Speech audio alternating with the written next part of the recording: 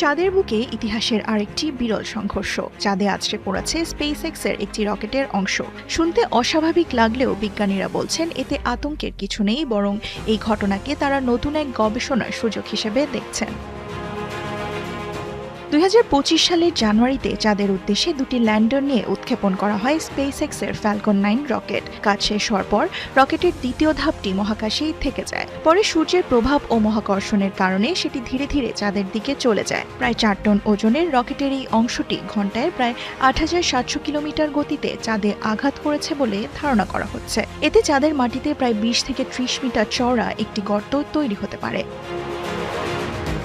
এই সংঘর্ষ পৃথিবী থেকে খালি চোখে দেখা যায়নি, তবে বিভিন্ন টেলিস্কোপ দিয়ে বিজ্ঞানীরা ধুলো ও ধ্বংসাবশেষ পর্যবেক্ষণের চেষ্টা করছেন। পরে নাসার মহাকাশযান সংঘর্ষস্থলের ছবি তুলবে। বিজ্ঞানীরা বলছেন, সাধারণত উল্কাপিণ্ড চাঁদে আঘাত হানে, কিন্তু মানুষের তৈরি কোনো বস্তু চাঁদে পড়ার ঘটনা খুবই বিরল। তাই এই সংঘর্ষ থেকে চাঁদের মাটির বৈশিষ্ট্য এবং আঘাতের পর ধুলো কিভাবে ছড়িয়ে পড়ে সে সম্পর্কে গুরুত্বপূর্ণ তথ্য পাওয়া যাবে। একই সঙ্গে এই ঘটনা মহাকাশ বর্জ্যের বাড়তে থাকা সমস্যার কথাও মনে করিয়ে দেয়।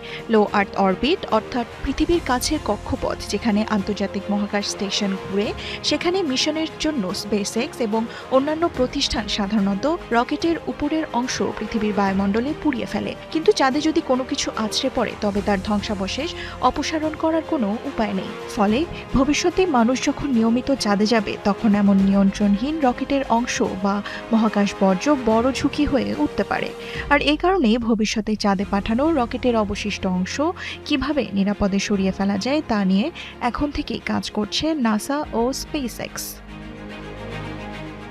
দেওয়ান মুবাশশিরা হোসেন, ৭১।